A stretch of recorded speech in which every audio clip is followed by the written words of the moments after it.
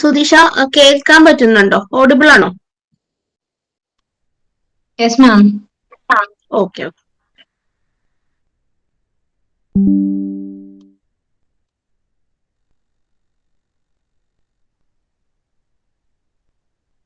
അപ്പൊ നമുക്ക് തുടങ്ങിയാലോ മിസ്സേ? തുടങ്ങാം മിസ്സേ.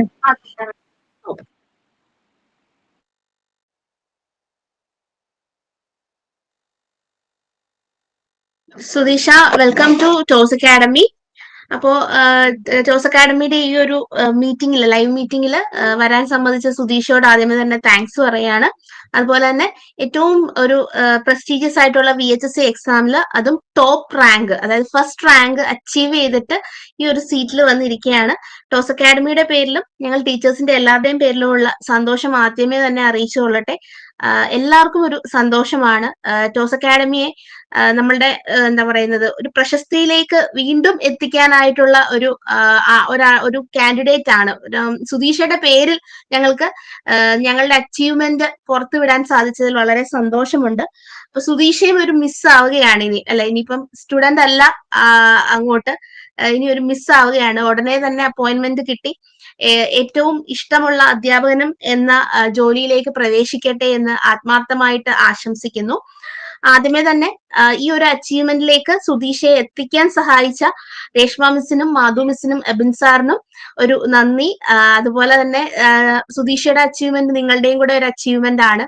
നിങ്ങളുടെ എഫേർട്ടും നിങ്ങൾ എടുത്ത ആ ഒരു എഫേർട്ടിന്റെ റിസൾട്ട് ആണ് ഫസ്റ്റ് റാങ്ക്. വെറും ഒരു റാങ്ക് അല്ല, ഫസ്റ്റ് റാങ്ക് ആണ് വന്നിരിക്കുന്നത്. അതും VHSC പോലെയുള്ള ഒരു ടോപ്പ് ആയിട്ടുള്ള, അതും ഇപ്പോഴത്തെ PSC എന്ന് പറയുമ്പോൾ അത്രയ്ക്കും ഡിഫിക്കൽട്ട് ലെവൽ ആയിട്ടുള്ള എക്സാം ആണ്. ആ ഡിഫിക്കൽട്ട് ലെവൽ എക്സാമില് ഫസ്റ്റ് റാങ്ക് തന്നെ എത്തിക്കുക എന്ന് പറയുന്നത് നിസ്സാര കാര്യമല്ല.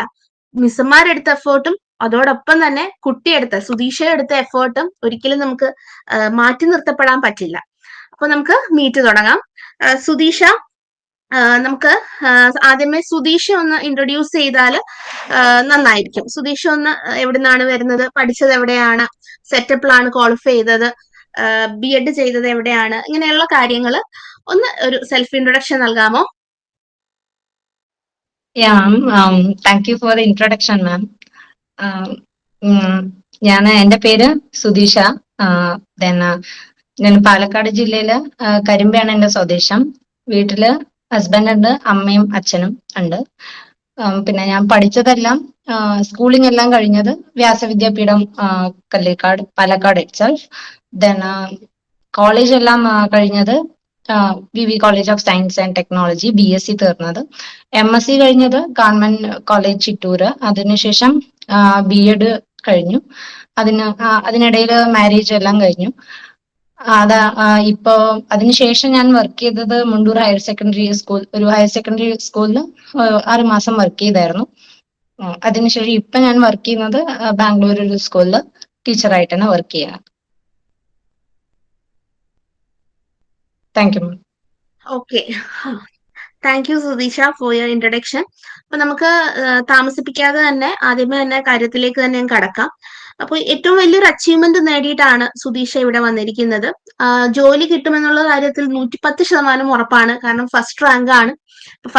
ഏത് റൊട്ടേഷൻ ചാർട്ട് എടുത്താലും എങ്ങനെ എടുത്താലും ഫസ്റ്റ് അപ്പോയിന്റ്മെന്റ് സുധീഷയ്ക്ക് കിട്ടും. 50:50 ആണ്. ഇനി റിസർവേഷൻ സൈഡ് നോക്കിയാൽ പോലും ഉറപ്പായിട്ടും സുധീഷയ്ക്ക് അപ്പോയിന്റ്മെന്റ് കിട്ടും എന്നുള്ള കാര്യം ഷുവർ ആണ്. അപ്പോൾ നമുക്ക് ആദ്യമേ അറിയാനുള്ള കാര്യം, എത്ര നാളാണ് ഈ VHSC എക്സാമിന് വേണ്ടി സുധീഷ പ്രിപ്പയർ ചെയ്തത് എന്നുള്ളതാണ്. അപ്പൊ അതിനെ കുറിച്ചൊന്ന് പറയുമോ? ഓക്കെ മാം, ഞാൻ കൺഫർമേഷൻ വന്നതിന് ശേഷമാണ് കൃത്യമായിട്ടുള്ളൊരു പഠനം തുടങ്ങിയത് ഫോർ ജൂനിയർ എക്സാം. അതിനു മുന്നേ ഞാൻ സീനിയർ എക്സാം എഴുതിയിട്ടുണ്ടായിരുന്നു. ലാസ്റ്റ് ജൂണിൽ നടന്ന സീനിയർ എക്സാം എഴുതിയിട്ടുണ്ടായിരുന്നു. അപ്പൊ അതിനു വേണ്ടിയിട്ട് ഞാൻ കുറച്ച് പ്രിപ്പയർ ചെയ്തിട്ടുണ്ടായിരുന്നു. അപ്പം അതിൽ നിന്നുള്ള കുറച്ച് നോട്ട്സ് ഞാൻ നോട്ട്സ് പ്രിപ്പയർ ചെയ്തത് കൊണ്ട് എനിക്കൊരു ബേസ് ഉള്ളത് കൊണ്ട് കൺഫർമേഷൻ വന്നതിന് ശേഷമുള്ളൊരു പഠനം എനിക്ക് മതിയായിരുന്നു. കാരണം ഓൾറെഡി ഒരു എക്സാം എഴുതിയത് കൊണ്ട് ചെറിയൊരു അറിവുണ്ട് എക്സാമിൽ എന്തൊക്കെ ആയിരിക്കും ഉണ്ടാവുക എന്നുള്ള ഒരു ഐഡിയ ഉള്ളത് കൊണ്ട് കൺഫർമേഷൻ ശേഷമാണ് ഞാൻ കൃത്യമായിട്ടൊരു സിസ്റ്റമാറ്റിക്, അതിന് മുന്നേ പഠിച്ചില്ല എന്നല്ല, പഠിച്ചിട്ടുണ്ട്. പക്ഷെ കൺഫർമേഷന് ശേഷം ഒരു 3 മാസം, ഒക്ടോബറിൽ കൺഫർമേഷൻ വന്ന് ജനുവരിയിൽ ആയിരുന്നു എക്സാം. അതുവരെ ഞാൻ കൃത്യമായിട്ട് പഠിച്ചിരുന്നു. അപ്പം ഒരു കാലയളവ് ചോദിക്കുകയാണെങ്കിൽ എനിക്ക് 3 മാസമാണ് എന്ന് കൃത്യമായിട്ട് പറയാൻ പറ്റില്ല. അതിന് മുന്നുള്ള ഒരു ബേസ് ഫൗണ്ടേഷൻ എനിക്ക് ഉള്ളത് കൊണ്ട് മാത്രമാണ് ആ 3 മാസം മതിയായത്. ഒരു ബിഗിനർക്ക് ഒരു 3 മാസം മതിയാവുമെന്ന് എനിക്ക് തോന്നുന്നില്ല. കാരണം എനിക്ക് അതിനേക്കാൾ കൂടുതൽ ആസ് എ ബിഗിനർ, ഞാൻ സീനിയറിന് ഒരു ബിഗിനർ ആയിരുന്നു. അപ്പം അതിന് എനിക്ക് കുറച്ചുകൂടെ ടൈം എടുത്തായിരുന്നു. അപ്പൊ നോട്ട് പ്രിപ്പറേഷൻ ചെയ്യാൻ വേണ്ടിയിട്ട് തന്നെ കുറച്ച് സമയം എടുക്കും. പിന്നെ ആഫ്റ്റർ ദാറ്റ് ഒരു പഠനത്തിന് നമ്മൾ കൃത്യമായിട്ടുള്ളൊരു ടൈം ഞാൻ കൊടുത്തായിരുന്നു. അപ്പൊ ഒരു 3 months ആയിട്ടു. ഓക്കെ, അപ്പം നേരത്തെ തൊട്ടേ ഒരു ബിഗിനേഴ്സ് ലെസൺ ഒക്കെ സുധീഷ തുടങ്ങിയിരുന്നു അല്ലെ? സെറ്റ് എന്നായിരുന്നു സുധീഷ ക്വാളിഫൈ ചെയ്തത്? സെറ്റ് ഞാൻ ബി.എഡ് ചെയ്യുമ്പോൾ തന്നെ സെറ്റും കേട്ടറ്റും എല്ലാം ക്ലിയർ ചെയ്തിട്ടുണ്ടായിരുന്നു. Okay okay. ടോസ് അക്കാഡമിയുടെ കോച്ചിങ് എങ്ങനെയാണ്? സുധീഷയ്ക്ക് ഹെൽപ്ഫുൾ ആയിരുന്നോ? അങ്ങനെ അതിന്റെ ഒരു എക്സ്പീരിയൻസ് ഒന്ന് ഷെയർ ചെയ്യുമോ? ഓഫ് കോഴ്സ് മാം, ബിക്കോസ് ഞാൻ ഇതിനു മുന്നേ സീനിയറിന് കുറച്ച് പഠിച്ചായിരുന്നു. അപ്പൊ ഒരു അക്കാഡമിയിൽ ജോയിൻ ചെയ്തിട്ടും ഉണ്ടായിരുന്നു. അപ്പൊ അതിന്നൊരു നോട്ട്സ് എനിക്ക് കിട്ടിയായിരുന്നു. പക്ഷെ എനിക്ക് അവിടെ ലാഗിങ് ആയി തോന്നിയത് ഒരു ടീച്ചേഴ്സുമായിട്ട് കോണ്ടാക്ട് ചെയ്യാനോ അല്ലെങ്കിൽ നമുക്ക് എപ്പോ ഡൗട്ട്സ് ഉണ്ടെങ്കിലും അത് ക്ലിയർ ചെയ്യാനുള്ളൊരു ടൈം അവിടെ ഉണ്ടായിരുന്നില്ല. അവിടെ ആ ഒരു ഓപ്ഷൻ അവിടെ ഉണ്ടായിരുന്നില്ല. അപ്പൊ ഞാൻ ഇനി ജൂനിയറിന് പ്രിപ്പയർ ചെയ്യുന്ന സമയത്ത് ഞാൻ എന്തായാലും അങ്ങനെയുള്ള ഒരു കോച്ചിങ് എനിക്ക് വേണം എന്ന് എനിക്ക് നിർബന്ധം ഉണ്ടായി. അപ്പൊ ഒരുപാട് ഞാൻ വീഡിയോസ് കണ്ടിട്ടുണ്ടായിരുന്നു, യൂട്യൂബിലെ വീഡിയോസ് കണ്ടിട്ടുണ്ടായിരുന്നു. അപ്പം ടോസ് അക്കാഡമി എനിക്ക് അങ്ങനെ ഒരു നല്ലൊരു ഓപ്ഷൻ ആയിട്ട് എനിക്ക് തോന്നിയായിരുന്നു. അതുകൊണ്ട് തന്നെയാണ് ഞാൻ ജോയിൻ ചെയ്യാന്ന് തീരുമാനിച്ചതും. പക്ഷെ ആഫ്റ്റർ ദ ക്ലാസ് അപ്പൊ നോക്കിയപ്പം എനിക്ക് ക്ലാസ്സസ് എല്ലാം വളരെ നല്ല ഇഷ്ടമായിട്ടുണ്ടായിരുന്നു. മധു മിസ്സിന്റെ ആണെങ്കിലും അബിൻ സാറിന്റെ ആണെങ്കിലും രേഷ്മ മിസ്സിന്റെ ആണെങ്കിലും ക്ലാസ്സസ് എനിക്ക് ഇപ്പോഴും എനിക്ക് നല്ല ഓർമ്മയുണ്ട്. നല്ല ക്ലാസ്സുകളായിരുന്നു. അപ്പം ഡെമോ കണ്ടതിന് ശേഷം ഞാൻ അങ്ങനെ ജോയിൻ ചെയ്യാന്ന് തീരുമാനിച്ചു. ജോയിൻ ചെയ്തിട്ടാണെങ്കിലും സെയിം നമ്മൾക്ക് ഉണ്ടായിരുന്ന ഒരു ട്രസ്റ്റ് അത് കണ്ടിന്യൂസ് അപ് ടു എക്സാം വരെ എനിക്കത് കിട്ടിയിരുന്നു. എനിക്ക് ടീച്ചേഴ്സുമായിട്ട് എപ്പോൾ വേണമെങ്കിലും കോണ്ടാക്ട് ചെയ്യാനുള്ള ഒരു ഫ്രണ്ട്ലി മാനർ ടീച്ചേഴ്സിന്റെ സൈഡിൽ നിന്നും അതെനിക്ക് ഉണ്ടായിരുന്നു. അതുകൊണ്ട് കോച്ചിങ് എനിക്ക് 100% എനിക്ക് ഗുഡായിരുന്നു, നന്നായിട്ട് ഹെൽപ്പ് ചെയ്തിരുന്നു. എനിക്ക് അതാണ് ഫീൽ ചെയ്യുന്നത്. എക്സാംസ് ഒക്കെ നമ്മൾ റിവിഷൻ ടെസ്റ്റുകളും വീക്കിലി എക്സാംസും ഒക്കെ അതിനെ കുറിച്ച് എക്സാംസ് എനിക്ക് ആ ഒരു കൺസേണും കൂടി ഉണ്ടായിരുന്നു. നമ്മള് വെറുതെ എക്സാം എഴുതാതെ പഠിച്ചതിന് ശേഷം അതിന്റെ ബേസ് ചെയ്ത് എക്സാം നമ്മൾ എഴുതുന്ന സമയത്ത് നമ്മൾ എത്രത്തോളം പഠിച്ചു, നമ്മളുടെ ലെവൽ എത്രയാണെന്ന് നമുക്ക് മനസ്സിലാവാൻ സാധിക്കുമായിരുന്നു. അപ്പം അതില് എക്സാംസ് വീക്കിലി കണ്ടക്ട് ചെയ്യുന്ന സമയത്ത് they have given that 2 days, no? So 2 ദിവസം ടൈം തരുന്ന സമയത്ത് നമുക്ക് അതിന് ആ ഒരു ടൈം ഗ്യാപ്പിൽ നമുക്കത് എഴുതിയാൽ മതിയായിരുന്നു. അപ്പൊ ഞാൻ പഠിച്ചു കഴിഞ്ഞില്ലെങ്കിലും ചില സമയത്ത് എക്സാം അറ്റൻഡ് ചെയ്യുമായിരുന്നു. ദെൻ ആഫ്റ്റർ ഒന്നുകൂടെ പഠിച്ചതിന് ശേഷം സെയിം എക്സാം വീണ്ടും ഒന്നുകൂടെ എഴുതാനുള്ള ഒരു ടൈം 2-3 തവണ സെയിം എക്സാം നമുക്ക് എഴുതി പ്രാക്ടീസ് ചെയ്യാനുള്ള ഒരു ഓപ്ഷൻ അവിടെ ഉള്ളത് എനിക്ക് നന്നായിട്ട് ഹെൽപ്പ് ചെയ്തിട്ടുണ്ടായിരുന്നു എനിക്ക്. ഓക്കെ. പിന്നെ നമ്മള് എക്സ്ട്രാ എന്തെങ്കിലും എഫേർട്ട് ഈ പറഞ്ഞ പോലെ എക്സാമിന് വേണ്ടി എന്തെങ്കിലും തയ്യാറെടുപ്പുകൾ നടത്തിയിട്ടുണ്ടായിരുന്നോ? മാം, എഫേർട്ട് എന്ന് പറയുമ്പോൾ നമ്മള് കൺസെപ്റ്റ്സ് നന്നായിട്ട് നമ്മളുടെ മൈൻഡിൽ രജിസ്റ്റർ ആയി കഴിഞ്ഞാൽ തന്നെ നല്ലതാണെന്ന് എനിക്ക് തോന്നിയിട്ടുണ്ടായിരുന്നു. അതുകൊണ്ട് തന്നെ ഞാൻ ഒരുപാട് ക്വസ്റ്റ്യൻസ് പ്രാക്ടീസിങ് ആണ് ഞാൻ കൂടുതൽ ഇമ്പോർട്ടൻസ് കൊടുത്തിരുന്നത്. അപ്പം എനിക്ക് റിയൽ അനാലിസിസ് ആണെങ്കിലും അബ്സ്ട്രാക്ട് ആണെങ്കിലും അതുപോലെ differential equations, PD, OD, everything, അതിന്നൊക്കെ ഒരുപാട് റിസൾട്ടുകൾ നോട്ട്സ് അത്രയും നല്ലതായിരുന്നു എന്ന് എനിക്ക് പറയാൻ ഉണ്ട്. കാരണം നോട്ട്സിൽ ഒരുപാട് റിസൾട്ടുകളും കൺസെപ്റ്റുകളും ഉണ്ടായിരുന്നു. അപ്പം അതെല്ലാം നോട്ട് ആസ് ബൈ ഹാർട്ടിങ്, ബട്ട് ആ കൺസെപ്റ്റ്സ് എല്ലാം മനസ്സിലാക്കി അത് അപ്ലൈ ചെയ്യാൻ എങ്ങനെ അപ്ലൈ ചെയ്യണം, ഒരു ക്വസ്റ്റ്യൻസ് കാണുമ്പോൾ എങ്ങനെ അത് അപ്ലൈ ചെയ്ത് പെട്ടെന്ന് തന്നെ ആൻസറിലോട്ട് എത്തിക്കണം എന്നുള്ളൊരു മൈൻഡ് ഉണ്ടായിരുന്നു. പിന്നെ ടൈം മാനേജ്മെന്റ് കുറച്ച് എനിക്ക് ലാഗിങ് ആയിരുന്നു. അത് ഞാൻ കീപ്പ് ചെയ്യാൻ വേണ്ടി ഒരുപാട് സ്ട്രഗിൾ ചെയ്തിട്ടുണ്ട്. കാരണം നമുക്ക് ആ ഒരു എല്ലാ ക്വസ്റ്റ്യൻസും വായിച്ച് ഒബ്വിയസ്ലി നമ്മൾ കുറെ ക്വസ്റ്റ്യൻസ് ആൻസർ ചെയ്യാതെ ആയിരിക്കും വിടുന്നത്. അപ്പൊ വീണ്ടും ആ ക്വസ്റ്റ്യൻസിലോട്ട് ഒന്നുകൂടെ വന്ന് ചെയ്യാൻ വേണ്ടിയിട്ട് അതിനുള്ള പ്രിപ്പറേഷൻസ് ഞാൻ ചെയ്തിട്ടുണ്ടായിരുന്നു. കുറെ ക്വസ്റ്റ്യൻ പേപ്പേഴ്സ് സോൾവ് ചെയ്ത് നോക്കുന്നുണ്ടായിരുന്നു. പിന്നെ ടൈം കീപ്പ് ചെയ്യാൻ വേണ്ടിയിട്ട് ഞാൻ ഒരുപാട് ഹെൽപ്പ് നോക്കിയിട്ടുണ്ടായിരുന്നു. പിന്നെ നെഗറ്റീവ് മാർക്കിംഗ് വരാതിരിക്കാനും ശ്രദ്ധിച്ചിട്ടുണ്ടായിരുന്നു. അതുപോലെ റാങ്ക് ലിസ്റ്റിൽ ഇടം നേടാൻ അപ്പം ഈ പറഞ്ഞ കാര്യങ്ങളൊക്കെ തന്നെ ശ്രദ്ധിക്കണം അല്ലെ, നെഗറ്റീവ് മാർക്കിന്റെ കാര്യവും അതെ മാം. അങ്ങനെയൊക്കെയുള്ള കാര്യങ്ങള്. എക്സാം ടൈമില് ആ ക്വസ്റ്റ്യൻ പേപ്പർ വൺസ് കിട്ടി കഴിഞ്ഞ് കഴിയുമ്പോൾ നമ്മൾ കുറെ ട്രിക്സ് ഒക്കെ യൂസ് ചെയ്യുമല്ലോ, കാരണം അത്രയും ചോദ്യം അറ്റംപ്റ്റ് ചെയ്യണം, ഇത്ര വളരെ നിശ്ചിതമായ സമയമേ ഉള്ളൂ, നെഗറ്റീവ് വരാൻ പാടില്ല. അപ്പൊ ആ ഒരു ക്വസ്റ്റ്യൻ പേപ്പറിൽ വർക്ക്ഔട്ടിങ് എങ്ങനെയായിരുന്നു? ആ ഒരു ക്വസ്റ്റ്യൻസ് എങ്ങനെയായിരുന്നു? ആദ്യമേ ഡിഫിക്കൽട്ട് ലെവൽ എടുത്തോ, അങ്ങനെ എന്തെങ്കിലും ഒരു പാറ്റേൺ ഫോളോ ചെയ്തിരുന്നോ, അതോ 1 2 3 എന്ന് പറഞ്ഞ് കോൺസിക്യൂട്ടീവ് ആയിട്ട് പോവുകയാണോ ചെയ്തത്, അതോ അതിനെന്തെങ്കിലും ഒരു പാറ്റേൺ എങ്ങാനും ചൂസ് ചെയ്തിരുന്നോ? ഞാന് പൊതുവെ പ്രാക്ടീസ് ചെയ്തതാണെങ്കിലും എന്റെ കൺമുന്നിൽ കാണുന്ന ഒരു ക്വസ്റ്റ്യൻ എത്രയും പെട്ടെന്ന് അത് സോൾവ് ചെയ്യുക എന്നുള്ള ഒരു എയിമിലായിരുന്നു. ഇപ്പൊ സോൾവ് ചെയ്യാൻ സാധിച്ചില്ലെങ്കിൽ അതിൽ ഒരുപാട് സമയം ചെലവഴിക്കാതെ അടുത്ത ക്വസ്റ്റ്യനിലോട്ട് പോവുക എന്നുള്ളൊരു എയിം ആയിരുന്നു എന്റെ കയ്യിലുണ്ടായിരുന്നത്.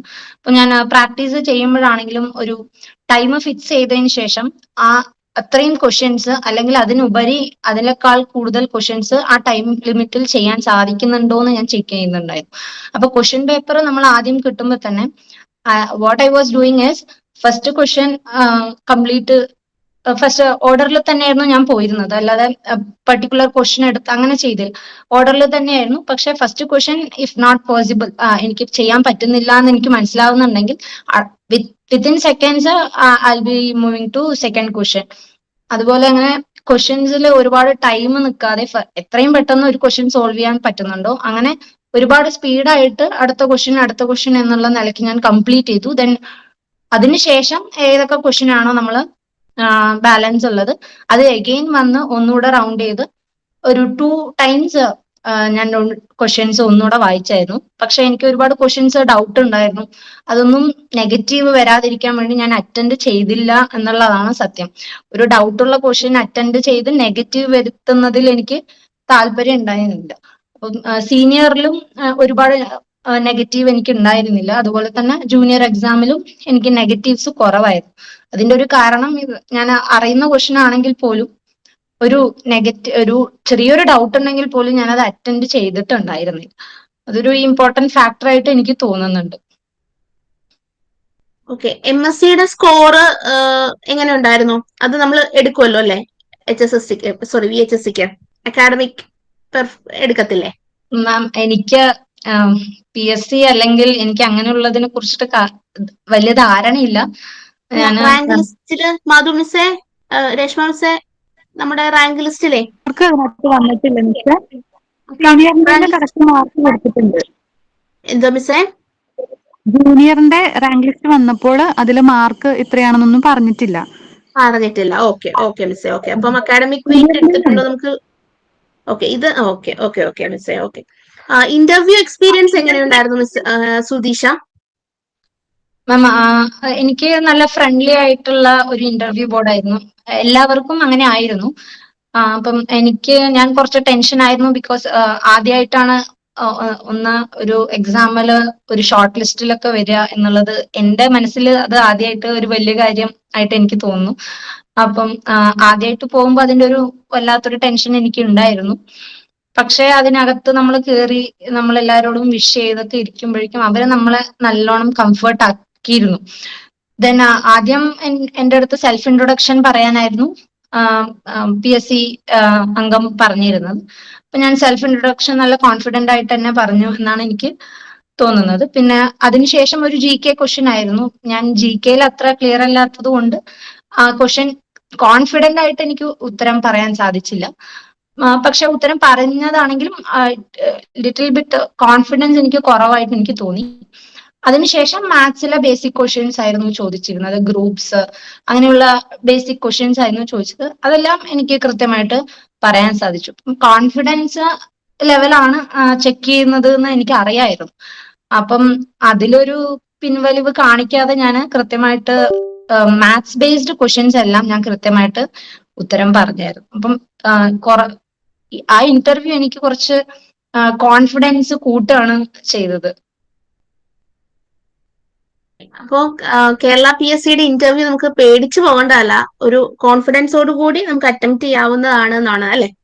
യാ മാം, നമ്മൾക്ക് കുറച്ച് കോൺഫിഡൻസ് ഉണ്ടെങ്കിൽ തന്നെ നമ്മൾ അവിടെ ചെല്ലുമ്പോ അവര് തന്നെ അത് ബൂസ്റ്റ് ചെയ്തോളും.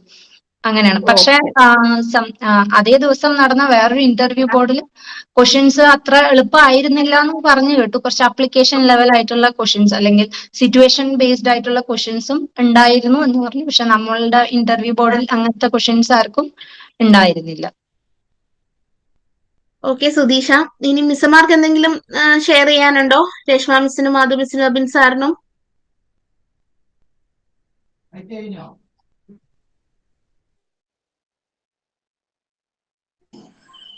പ്രത്യേകിച്ച് ഒന്നും ഷെയർ ചെയ്യാനില്ല. ഒത്തിരി സന്തോഷമുണ്ട് നമ്മുടെ ഒരു സ്റ്റുഡന്റ് ഫസ്റ്റ് റാങ്കിൽ എത്തി നിൽക്കുന്നുള്ളത്. അത് ചെയ്തപ്പോ തന്നെ നമ്മുടെ മനസ്സിൽ ഭയങ്കര ഒരു സന്തോഷമാണ്. പ്രത്യേകിച്ച് ഞാൻ അപ്പൊ തന്നെ വിളിച്ചിരുന്നു സുധീഷ. അതാ ഞാൻ അത് ചോദിച്ചത്. മിസ്സുമാരുടെ സ്റ്റുഡന്റിന് ഫസ്റ്റ് റാങ്ക് കിട്ടാന്ന് പറയുമ്പോഴേ ഒരിക്കലും മറക്കാൻ പറ്റത്തില്ല ഈ ഒരു മൊമെന്റ്. ഉറപ്പായിട്ടും നിങ്ങൾക്ക് സംസാരിക്കാനുണ്ടാവുമല്ലോ, അതാ ഞാൻ മിസ്സിനോട് ചോദിച്ചത്. ഓക്കെ, അപ്പൊ സമ്മാനം പോലെയാണ് നമുക്ക് ഫീൽ ചെയ്യുന്നത്. Okay miss, okay okay okay. നമുക്ക് ടോസ് അക്കാഡമിക്ക് മൊത്തത്തിൽ ഇതൊരു ഭയങ്കര സന്തോഷമുള്ള കാര്യമാണ്. അതും ഏതൊരു റാങ്ക് അല്ല, ഫസ്റ്റ് റാങ്ക് ആണ് നേടിയെടുത്തിരിക്കുന്നത്. അത് മാത്സുകാരാണ് അച്ചീവ് ചെയ്തിരിക്കുന്നത്. മറ്റുള്ളവർക്ക്, മറ്റ് സബ്ജക്റ്റുകാർക്കും ഇതൊരു ഇൻസ്പിറേഷൻ ആണ്, അവരുടെ സ്റ്റുഡൻസിനെയും ഇതുപോലെ കൊണ്ടുവരാനായിട്ട്. നമ്മുടെ ടോസ് അക്കാഡമിയുടെ പേര് ഏറ്റവും കൊടുമുടിയിൽ എത്തിച്ചതാണ് ഈ ഒരു VHSC മാത്സിന്റെ റിസൾട്ട്. വീണ്ടും മിസ്സന്മാർക്കും സുധീഷയോടൊപ്പം തന്നെ മിസ്സന്മാർക്കും ഞാൻ എന്താണ് എന്റെ ഒരു സന്തോഷം അറിയിക്കുകയാണ്. നമുക്ക് എല്ലാവർക്കും ഒരു റോൾ മോഡൽസ് ആണ് നിങ്ങൾ. അപ്പൊ സുധീഷയുടെ വാല്യുബിൾ ടൈം നമുക്ക് വേണ്ടി സ്പെൻഡ് ചെയ്തതിന് ഒരുപാട് താങ്ക്സ്. നമ്മുടെ മറ്റു കുട്ടികൾക്ക് ഈ ഒരു വീഡിയോ, അതായത് ഈ ഒരു എക്സ്പീരിയൻസ് ഷെയറിംഗ് വളരെ യൂസ്ഫുൾ ആകും. മറ്റ് കോമ്പറ്റേറ്റീവ് എക്സാം എടുക്കുന്നത് ഏതൊരു സബ്ജക്റ്റുകാരാണേലും, കേരള PSCയുടെയും അല്ലെങ്കിൽ സെറ്റിന്റെയും KCETന്റെയും CSIRന്റെയും എന്തൊരു എക്സാമിന്റെയും കോച്ചിങ് എടുക്കുന്നവർക്ക് ഒരു ഫ്രണ്ടിലേക്ക് എത്താനായിട്ട് ഫസ്റ്റ് റാങ്ക് വിദൂരമല്ല. നല്ല രീതിയിൽ പഠിച്ചാൽ, നല്ല രീതിയിൽ വർക്ക് ചെയ്താൽ ഫസ്റ്റ് റാങ്ക് കിട്ടും എന്നുള്ളതിനൊരു എക്സാമ്പിൾ ആണ്. ഒരിക്കലും ഒരു ഫസ്റ്റ് റാങ്ക് എന്ന് പറയുന്നത് ഒരു മാനിപ്പുലേഷനോ ഒന്നും അല്ല എന്നുള്ളതിന്റെ ഒരു ഉദാഹരണമാണ് ടോസ് അക്കാഡമിയിൽ നിന്നും സുധീഷ ഈ ഒരു ഫസ്റ്റ് റാങ്ക് നേടിയിരിക്കുന്നത്. അപ്പോ ഈ പറയുന്ന രീതിയിൽ നമുക്ക് കൃത്യമായിട്ട് വർക്ക് ചെയ്താൽ ഫസ്റ്റ് റാങ്ക് തന്നെ ലഭിക്കും. ഏതൊരു റാങ്കുമല്ല, ഫസ്റ്റ് റാങ്ക് തന്നെ ലഭിക്കും എന്നുള്ളതിന് ഒരു ഉത്തമ ഉദാഹരണമായി മാറി. Thank you Sudheesha for sharing your valuable experience and your valuable time. Thank you. Thank you ma'am. One more thing, എനിക്ക് എല്ലാ ടീച്ചേഴ്സിന്റെ അടുത്തും ഒരുപാട് താങ്ക്സ് ഉണ്ട്. കാരണം എന്റെ ഡൗട്ട്സ് എല്ലാം ഞാൻ എപ്പോഴും ഷെയർ ചെയ്യുമായിരുന്നു. മാധു മിസ്സിന്റെ അടുത്താണെങ്കിലും രേഷ്മ മിസ്സിന്റെ അടുത്താണെങ്കിലും അബിൻ സാറിന്റെ അടുത്താണെങ്കിലും ഡൗട്ട്സ് ഞാൻ എപ്പോഴും ചോദിക്കുമായിരുന്നു. അപ്പം അവരത് കൃത്യമായിട്ട് എനിക്ക് ക്ലിയർ ചെയ്ത് തന്നിരുന്നു. അപ്പം എനിക്കത് വളരെ നല്ലതായിട്ട് തോന്നി. നമുക്ക് എന്തെങ്കിലും ഡൗട്ട്സ് വരുമ്പോൾ അപ്പുറത്തെ സൈഡിൽ ഒരു ആള് ഉണ്ട്, നമുക്കത് ഹെൽപ്പ് ചെയ്യാൻ വേണ്ടി ഒരാൾ ഉണ്ട് എന്ന് പറയുമ്പോൾ അത് വളരെ സന്തോഷമുള്ള ഒരു കാര്യമാണ്. അപ്പം എല്ലാവരുടെയും ഹെൽപ്പോടു കൂടിയാണ് ഞാനിത് അച്ചീവ് ചെയ്തത്. അപ്പം എല്ലാവർക്കും, എല്ലാ ടീച്ചേഴ്സിനും എൻ്റെ ഒരു ബിഗ് താങ്ക്സ് ഉണ്ട്. Thank you ma'am and thank you sir.